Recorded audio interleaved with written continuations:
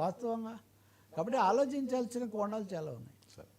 Sir Tirupati నెయ్యి నివేదిక, CBI నివేదిక నిజాలేంటి?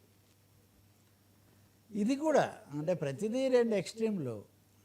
ఇప్పుడు మా వాదన నెగ్గింది, సిబిఐ వాళ్ళు నివేదిక ఇచ్చారు. ఆ నివేదిక ప్రకారం పామాయిల్ అనే దాన్ని తీసుకొని పామాయిల్కు కొన్ని రసాయనాలు కలిపి నెయ్యిలాగా చేసి, అయితే భోలే బాబా అనే కంపెనీ అంతకుముందే నిషేధ ఆంక్షలకు గురైంది కాబట్టి ఈ మరో 2 కంపెనీలు, ఈ శ్రీ వైష్ణవి, ఆర్ఆర్ డైరీ, వీటి ద్వారా సరఫరా చేశారు, ఇది కల్తీ నెయ్యి అన్నది సిబిఐ నివేదిక కోర్టుకు వాళ్ళు ఇచ్చారు. ఈ ఇచ్చిన సమయంలో అతి కీలకంగా దేశమంతటిని అట్టుడికించినటువంటి ఆ కొవ్వు, ఫ్యాట్, అందులో ఊది అన్న అంశం ఆ నివేదికలో లేదు. అదొక ఫ్యాక్ట్. కొవ్వు అన్న అంశం లేదు. కల్తీ జరిగింది అన్నదైతే ఉంది. కల్తీ అంతకుముందు ఎప్పుడు జరగలేదా? ఎప్పుడు 100% విశుద్ధమైన నెయ్యి జరిగిందా, అందుతూ వచ్చిందా? ఇంకోటి, ఆ ట్యాంకులను 4 ట్యాంకులను వెనక్కు పంపితే కూడా మళ్ళీ తిరిగి వెనక్కి ఎలా వచ్చాయి? ఇలాంటి ప్రశ్నలు ఇక్కడ మిగులుతున్నాయి.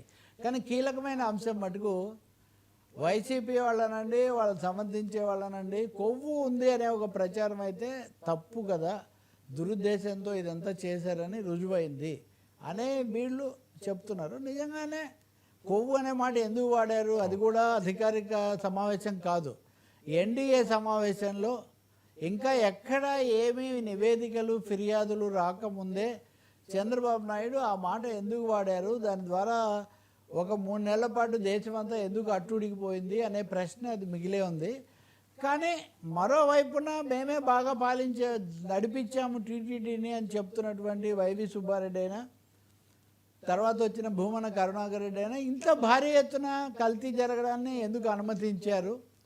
ఈ బినామీ కంపెనీల ద్వారా దాన్ని సరఫరా చేస్తే వాళ్లకు కిలోకి 5 రూపాయలు ఏదో కమిషన్ ఇచ్చారంట. ఇది భోలే బాబా కంపెనీ వాళ్ళు. కానీ కొండ మీద చాలామంది చెప్పేది ఏంటంటే, వర్మ సార్ మీరు కొండకు నిరంతర యాత్రికులు కదా, అసలు ఇలాంటి అవకతవకలు ఎప్పుడు జరుగుతున్నాయి. టీటీడీలో స్వామి గారి వెనక పెద్ద పెద్ద మాఫియాలు ఉన్నాయి. అవి రాష్ట్రాల్లో ప్రభుత్వాలు, ముఖ్యమంత్రులు, టీటీడీ చైర్మన్లు మారితే అవేం మారవు. వాళ్ళకి చాలా పెద్ద పట్టు ఉంది. ఆ పట్టు ఉన్న వాళ్ళు ఇవన్నీ కూడా చేస్తూ ఉంటారు. కాబట్టి ఇక్కడ దీనికి ఒక మతపరమైన కోణమో లేదా రాజకీయంగా ఆ పార్టీ వర్సెస్ ఈ పార్టీ అనో కాకుండా నిజంగా తిరుపతిలో ప్రక్షాళన, తిరుమలలో ప్రక్షాళన జరగాలనుకుంటే మటుకు ఈ అమ్మకాలు, కొనుగోళ్ళు, ఈ ప్రొక్యూర్మెంట్ పాలసీస్, ఈ ప్రొక్యూర్మెంట్లో ఉన్న మాఫియాలు, సిండికేట్లు, వీటన్నింటి మీద ఒక నిఘా వేసి వాటిని చక్కదిద్దాల్సిన అవసరం ఉంటుంది. ఇది భక్తుల మనోభావాలు ముడిపడిన అంశం కదా సార్, లక్షలాది మంది. ఎస్, అందుకే చెప్తుంది ఇలాంటి వాటి మీద ఖచ్చితంగా కొరడా చూపించారు. కానీ అది ఎవరు వచ్చినా అది అవట్లేదని ఆ 2 విషయాలు భక్తుల మనోభావాలతో ముడిపడి ఉంది. కాబట్టి తప్పు ఎంతవరకు ఆ తప్పును ఆ తప్పుగా చెప్పాలి, ఆ తప్పును వేరే ముప్పుగా చెప్తే అప్పుడు కూడా గాయపడతారు కదా ఖచ్చితంగా. ఇప్పుడు మీరు కల్తీ నెయ్యి అంటే సరే, భారతదేశంలో కల్తీ భూతం పైనుంచి కింది వరకు ఉంది, అవినీతి ఉంది, కల్తీ జరిగిందని మీరు అనుకోవడానికి, నా మతపరంగా బాగా గాయపరిచేటటువంటి దాన్ని దేవుళ్ళలో కలిపాయని మీరు అనుకోవడానికి తిన్న తేడా ఉంది కదా. అవును, నేను రాజకీయంగా సెలబ్రేట్ చేసుకోండి లేకపోతే రాజకీయంగా అని నేనేం చెప్పడం లేదు. నిజంగా ఇందులో వైసీపీ వాళ్ళంత ఆనందపడాల్సిన విషయం ఏమీ లేదు.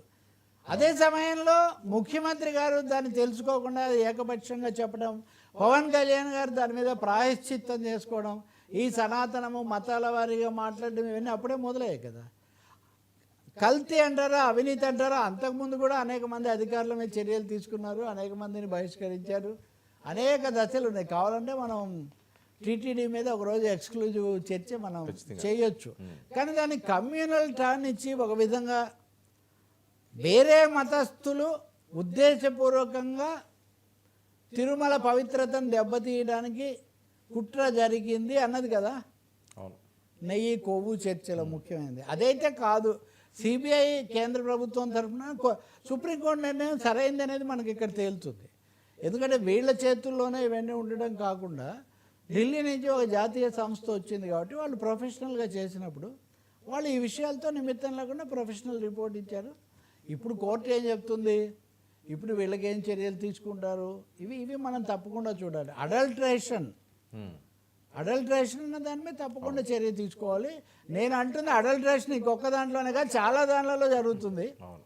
భూములు కొట్టేయడం దగ్గర నుంచి, అలాగే అసాంఘిక శక్తులు, సంబంధం లేని వాళ్ళు వచ్చి అక్కడ తిష్ట వేసి టీటీడీ చాటున ఎన్ని సంస్థలు నడుస్తున్నాయో మనం చెప్పలేం.